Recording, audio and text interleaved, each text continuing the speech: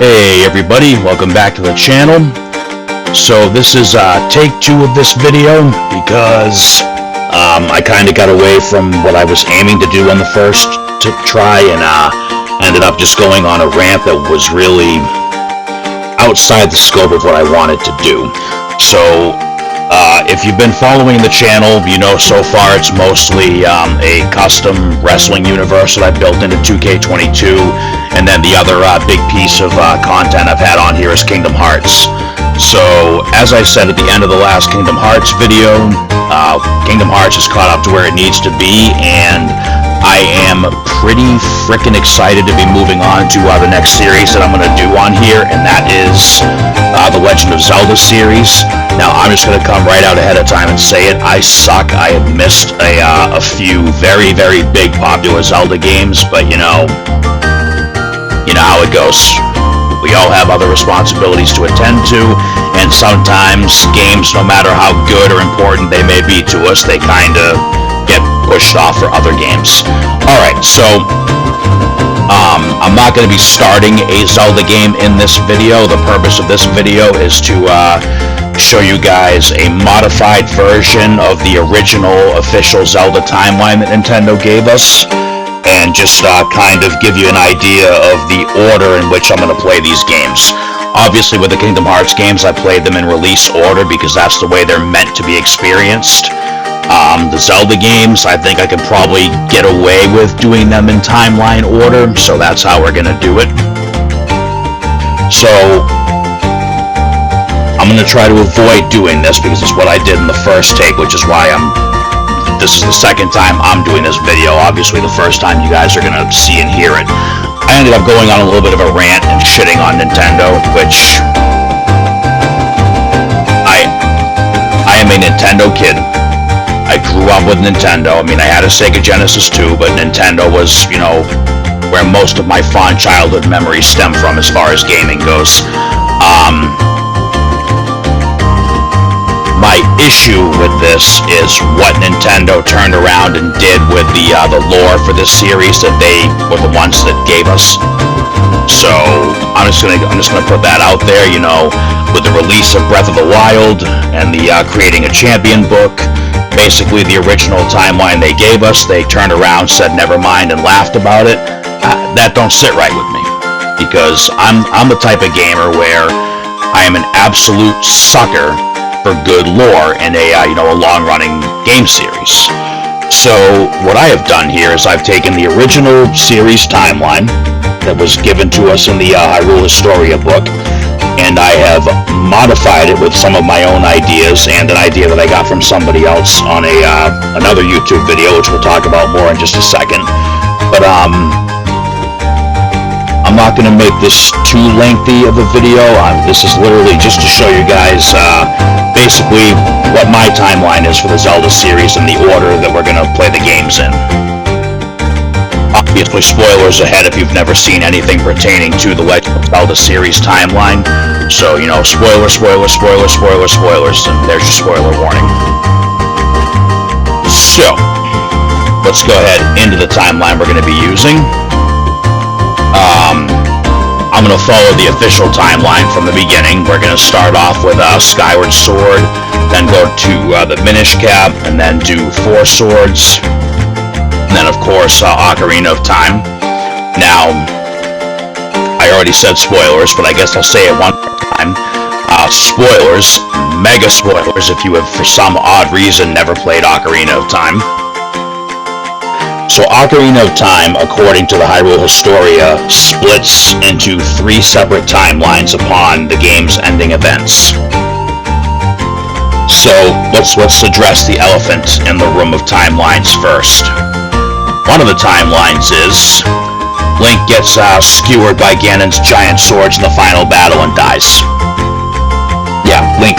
So a game over screen at the final boss of Ocarina of Time is its own timeline, right? Scratch that one. See how some of these boxes are blue? That means that this is going against the official timeline that was given to us. Alright, so I did do a fair amount of research on the Zelda timeline and stuff, and like watched a bunch of other fan theories before I spliced all this together. And a YouTuber by the name of Bandit Games has a video on his channel called, excuse me, allergies are really hitting me hard this year. Anyway, as I was saying, so Bandit Games put out a video called The Abandoned Timeline, and I watched it, let the information settle, watched it again, and I suggest you go and watch the video yourself. I'll put the link to it in the description for this video, and I'll put the probably a Google Docs link for this timeline spreadsheet that I drafted up. Anyway, so the theory is that instead of that downfall timeline being from Link being killed by Ganon, this is a very interesting theory, and I'm just paraphrasing. Again, I suggest going and watching that video if you haven't already. So let's say that at the end of Ocarina of Time, Zelda sends Link back in time to before the Master Sword was pulled from the pedestal. Okay, so as we all know from every movie, TV show, comic book, video game that does time travel, we know nothing ever goes off without a hitch. So let's say that while Zelda did return Link to before the Master Sword was pulled from the pedestal, let's say that original timeline where Link did pull the sword from the pedestal, giving Ganondorf access to the Sacred Realm, just kinda keeps on going. It keeps on going independent from the other two timelines.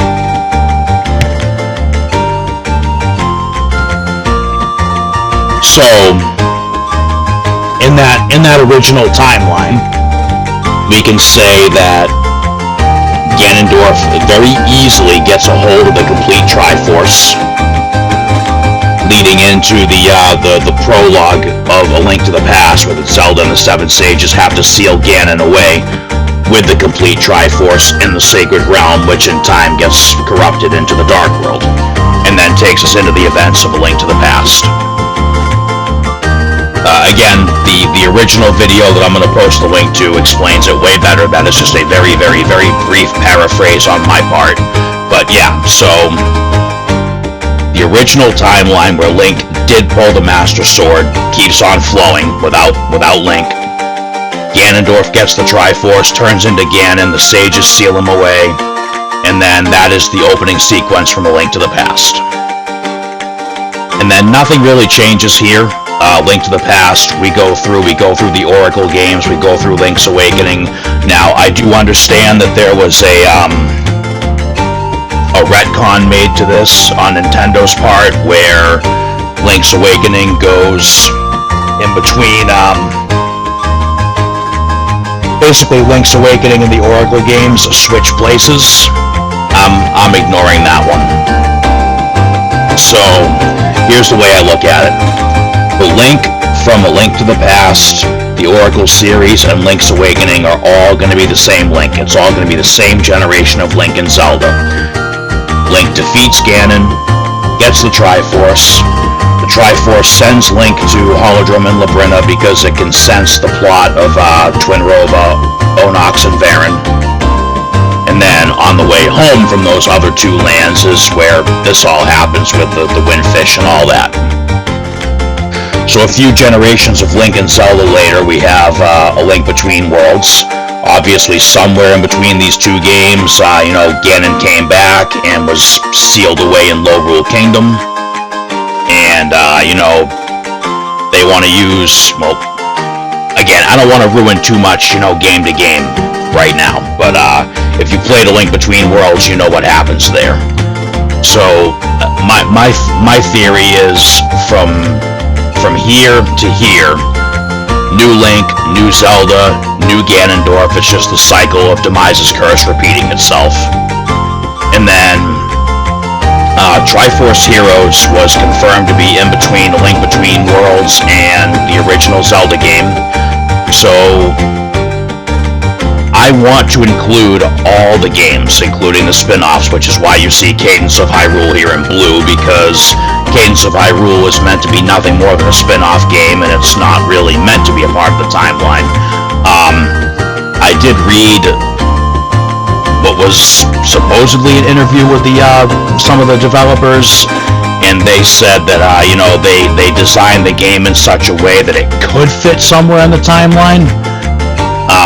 I don't know how true and real that is, but I looked at a bunch of different fan timelines that also included Cadence of Hyrule. So here's my theory, and this is major spoilers for some of the games if you haven't played them, but really this whole thing is loaded with spoilers, so if you don't watch spoilers, you should have stopped watching the first time I said spoilers 15 times. So let's say that the Link and Zelda from A Link Between Worlds, and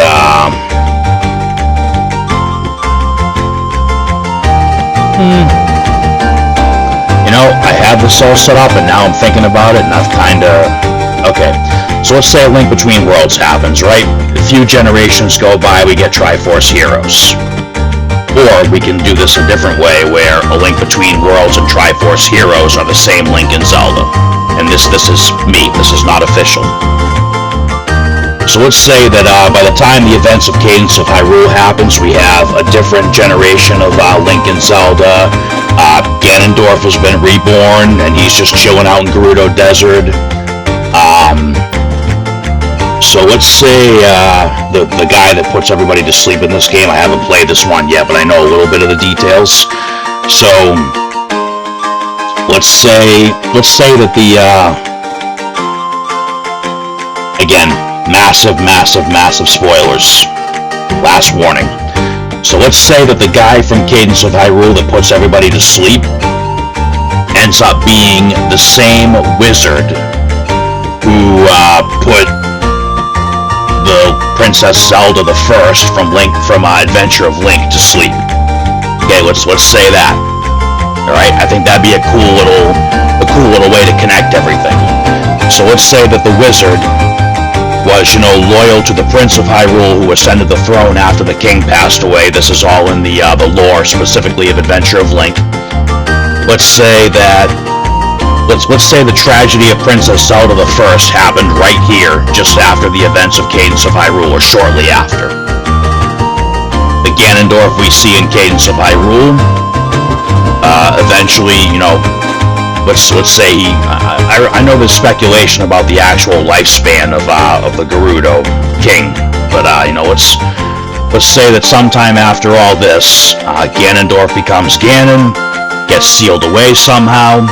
And then, a couple generations later, when everything that happened here is faded into myth, Ganon returns, which takes us into the events of the original game, and then subsequently, the Adventure of Link. Ignore this blue box for now, we'll come back to that in a second. Alright, so if we go to the child timeline, so Link winds up back at the Master Sword pedestal, Navi flies off and abandons him, and Link's like, yo, what the fuck? So, Legend of Zelda The Missing Link is let's call it a third-party project. Let's phrase it like that, a third-party project. I have not played this one yet, but I understand the basis is after the events of Ocarina of Time, Link goes off to find out why Navi left him, and it's just a neat little side story in between Ocarina and Majora's Mask. And of course, we go into Majora's Mask, and then another third-party special project that takes place after Majora's Mask, where Link ventures into a whole new world again. Generations later, we come to Twilight Princess, and then a new Ganondorf is born, eventually finds a way to become Ganon again, which takes us into Four Swords Adventures. Then over here on the adult timeline, we know that somewhere between 500 and 1,000 years go by before the events of the Wind Waker, then Phantom Hourglass, and then Spirit Tracks. Alright, so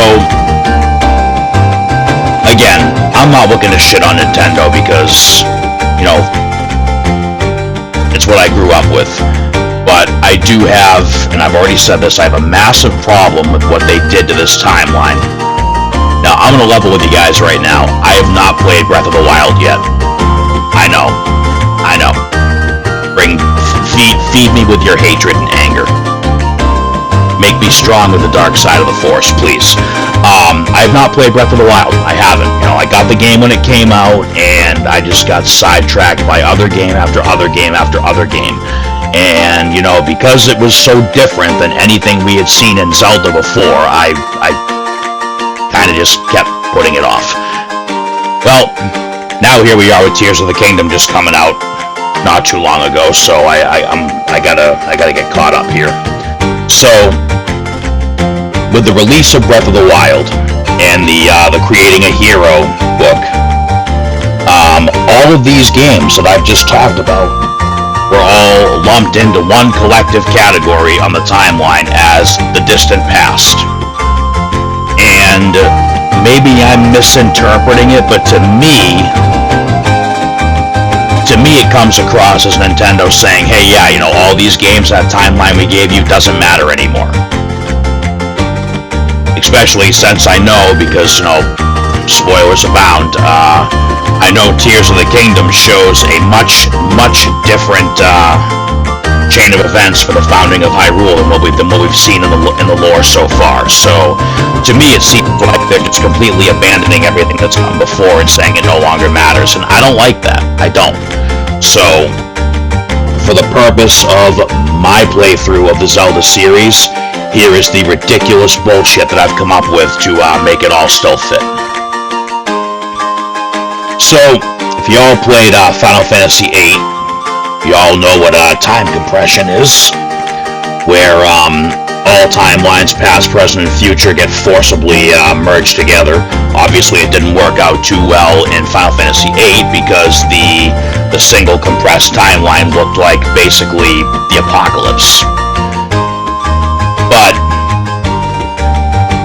what happens if, say, you know, something happens to the walls between timelines and they start to bleed into each other, and, you know, somebody with more divine powers and authority steps in and says, okay, let's try to mitigate the damage.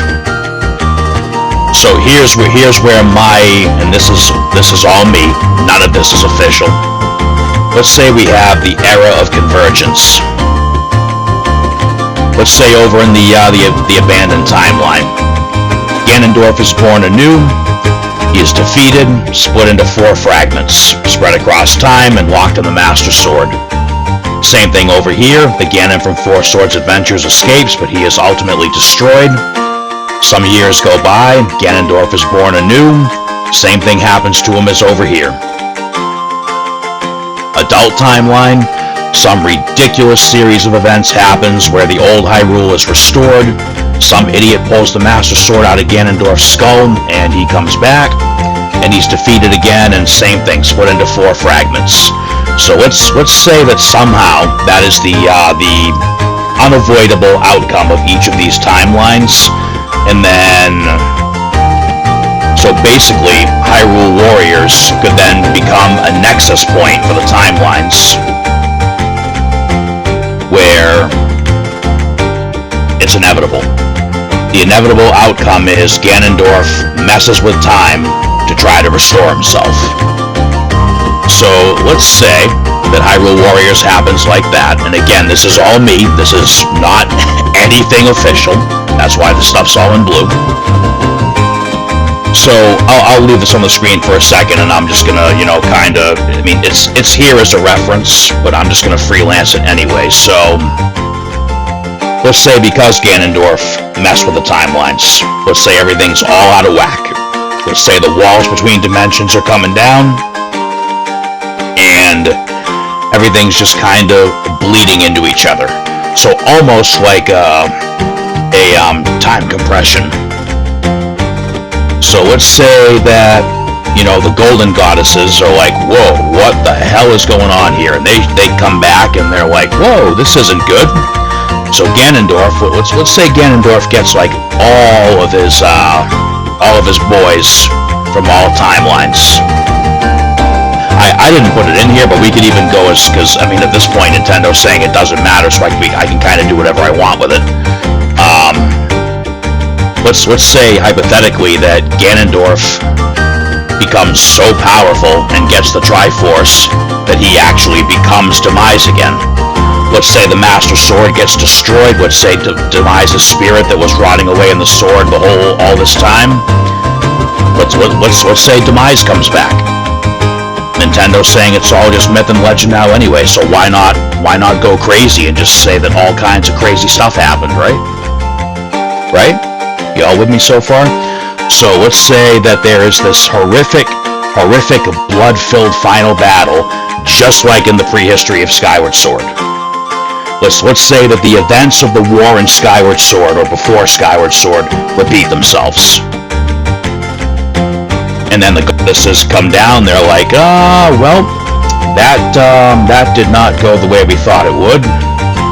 And they say, alright, you know what, the timelines are already bleeding into each other, there's only so many people left alive from what just happened, let's just kind of mitigate the damage as the timelines blend together.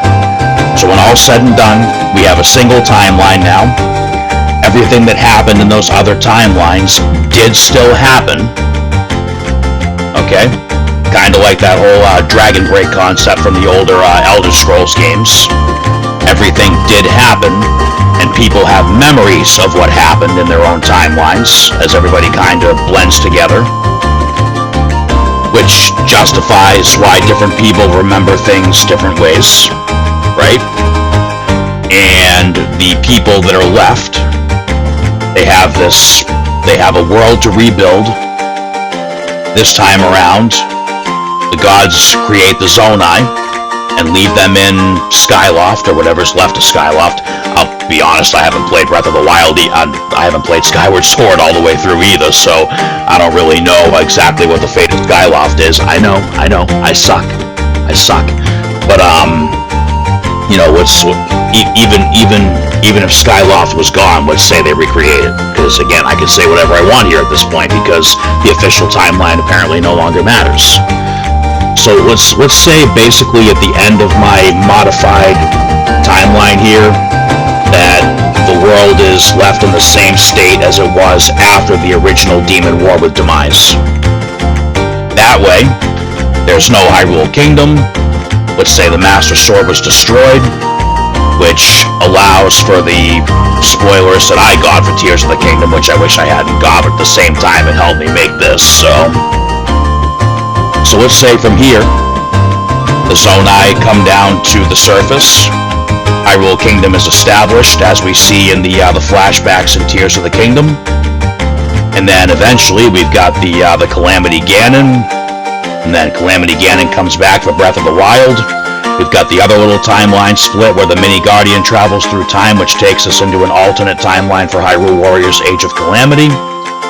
So over here we have Ganon didn't destroy the whole kingdom and ravage everything, and then over here we have the actual timeline where he did. And then of course Breath of the Wild, you know, a few years later goes right into Tears of the Kingdom. So, like I said, because I still kind of shit on Nintendo this time around more than I intended to. So, like I said, I'm not happy that they took the timeline they gave us and then just said screw it. But you know, it is what it is. As you can see, I did put a lot of time and a lot of thought into how all of this could possibly still all fit together.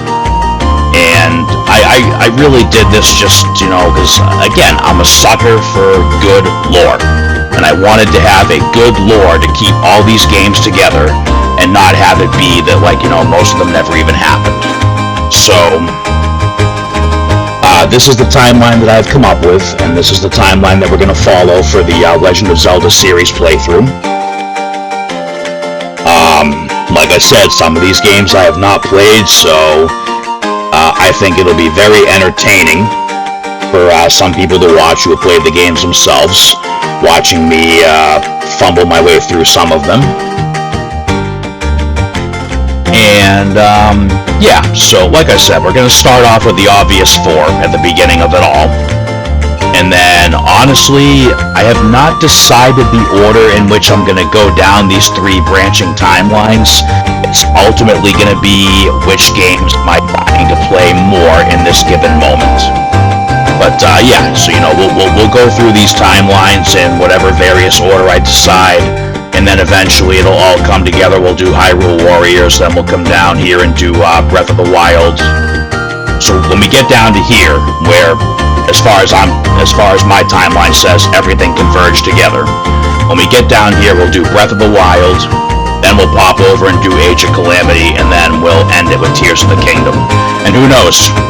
By the time I get around to doing all these games, there might even be a new Zelda game or 2 out by then. So we'll see how long this takes. But I think this will be fun because, you know, this isn't going to be meant to. I'm not doing this for the purpose of making a guide for any of these games because I don't know all the games like the back of my hand.